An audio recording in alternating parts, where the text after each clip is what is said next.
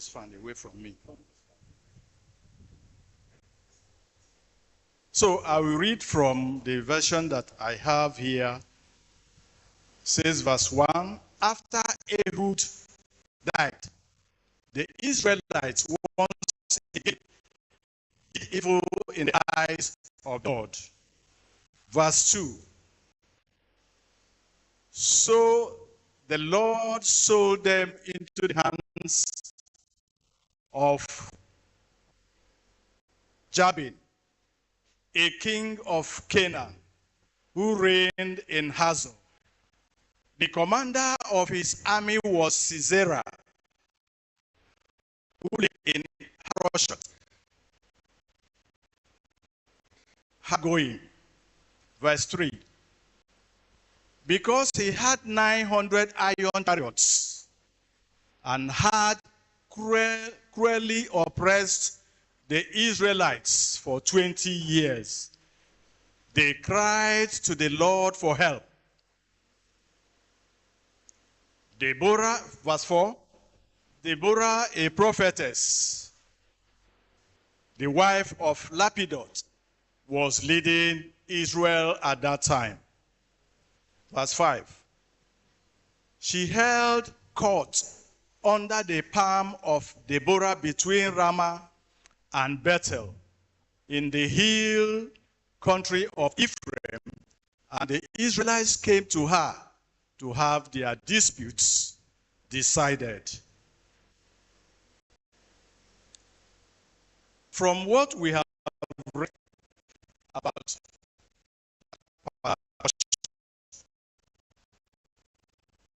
Israel continued to return to their wickedness from time to time. And at that time, they returned to their wickedness. And God submitted them to the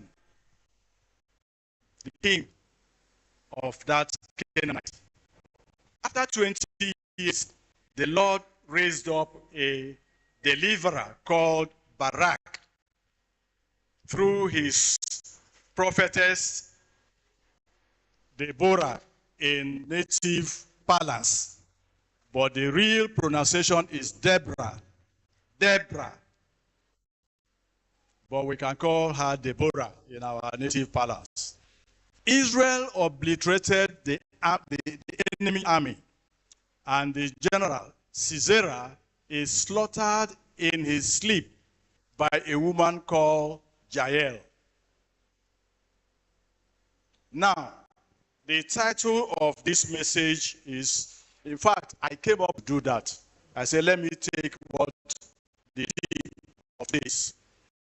The theme of the day is more, give more of our courage, to give more of our obedience for his purpose and for his glory.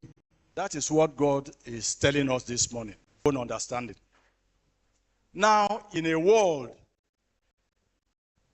where ways commitment, God is still looking for men, God is looking for women, God is looking for children who are going to give more time, more trust, more obedience, and more heart for his glory.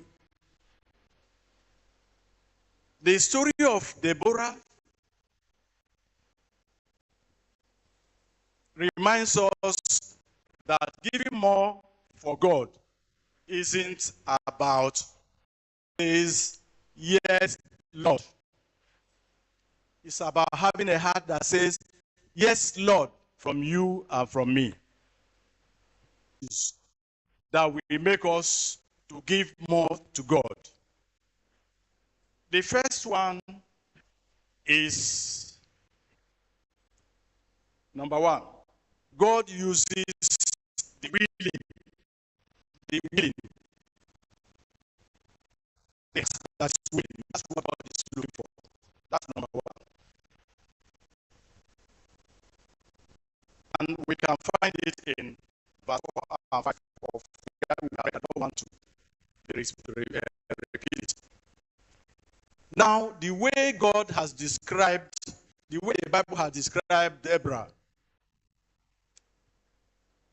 number one, was as a prophetess.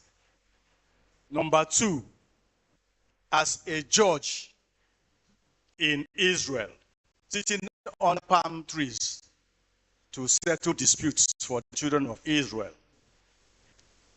Number 3, she was an army commander, an army general. And she combined those 3 things in serving God.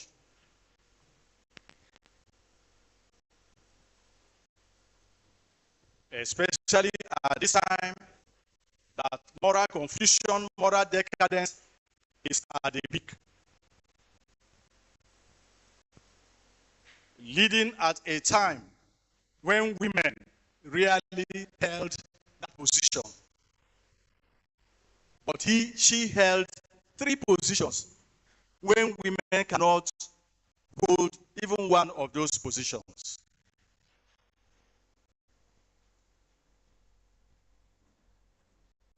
Why was that so?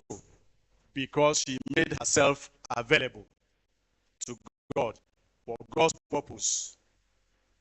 She made herself available for God's purpose despite cultural norms.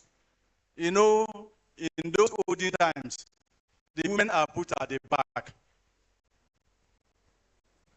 Like one of our former head of state said her wife is in the other room, not in the sitting room.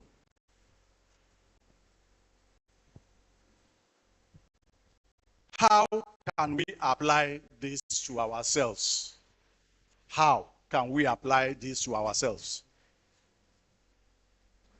God is not limited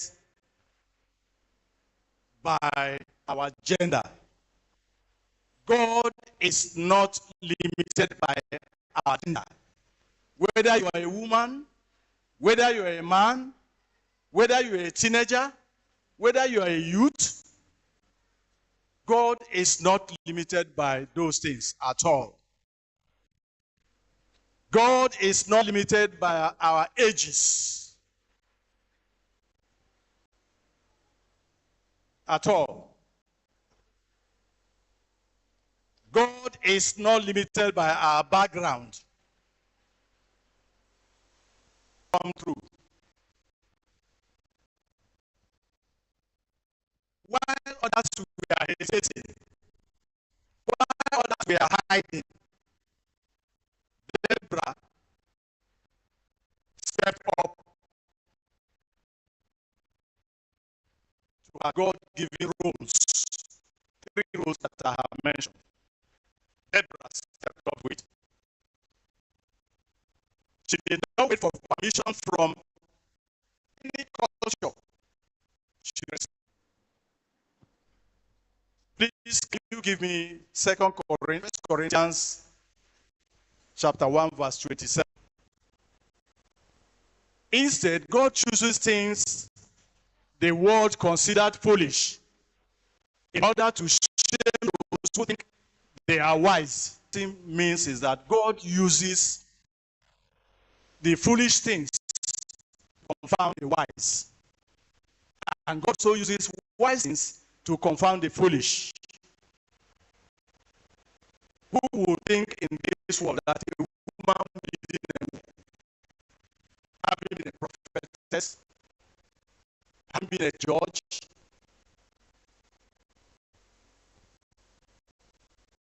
like it to Deborah? What this means that God is not looking for who are whole hearts and willing hearts. That's what God is looking at.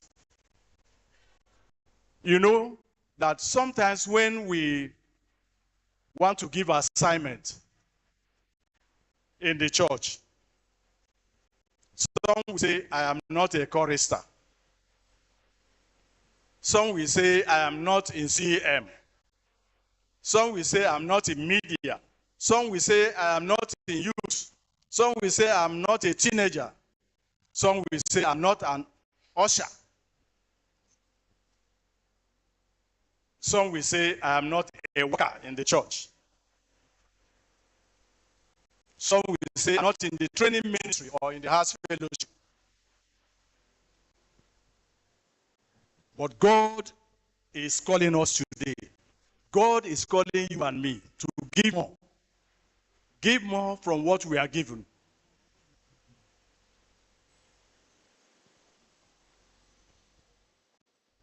The time of excuses had gone from what we have seen of Deborah.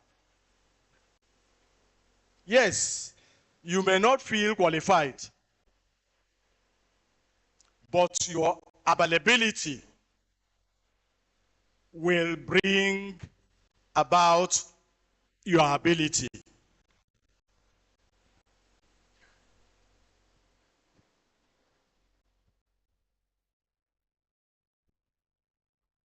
God is looking for your availability, not excuses. In a time when many were doing less, Deborah stood out by doing more for God, for her people Israel, and for the will of God. The question is, you and I, what are we doing to make ourselves willing, to make ourselves available?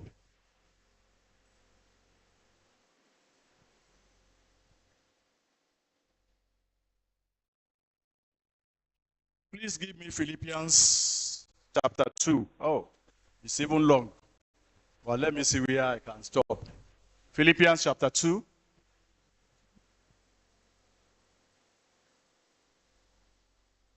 Yes, he said, therefore, if there is any consolation in Christ, if any comfort of love, if any fellowship of the Spirit, if any action and mercy, continue.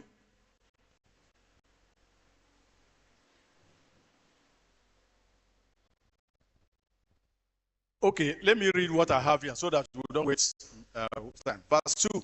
So if there is any encouragement in Christ, any comfort from love, any participation in spirit, any affection and sympathy, complete my joy by being of the same mind, having the same love, being in full accord and of one mind. Do nothing from selfish ambition or conceit, but in humility count others more significant than yourself.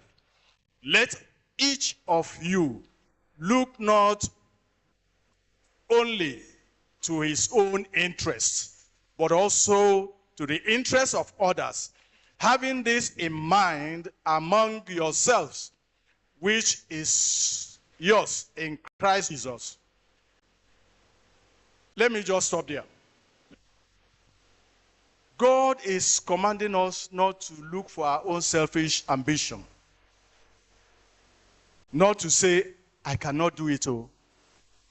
But we have seen Deborah doing 3 roles. Faithfully, 3 roles.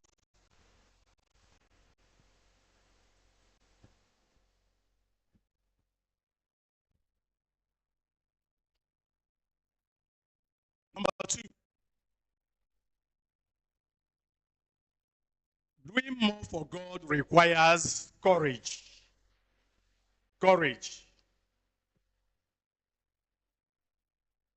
Deborah delivers God's command to Barak to go to battle against Sisera. This was a risky mission because Sisera had 900 iron chariots who can shoot iron. But the children of Israel did not have any. They are with bare hands. And God said he should go. But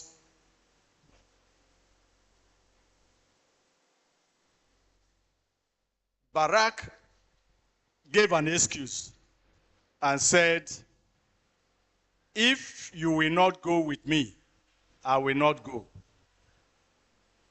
And for Deborah to, encourage him, Deborah said, I will go with you. And that was when Barak agreed to go.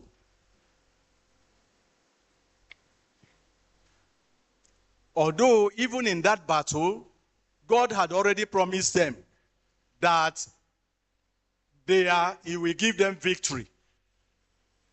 But I don't know why Barak was giving excuses. Whether he wants to see victory before he acted, I don't know. So, on the surface, obedience seems foolish. But God promised to give them victory. Doing more for God often requires stepping out in faith. Stepping out in faith before we can see results. You step out and you take bold step before God will give you victory. When we say have courage, it doesn't mean the absence of. Yes, fear can be there. But when we say have courage, you should have the courage. Because something is behind that courage. God is behind everything you want to do.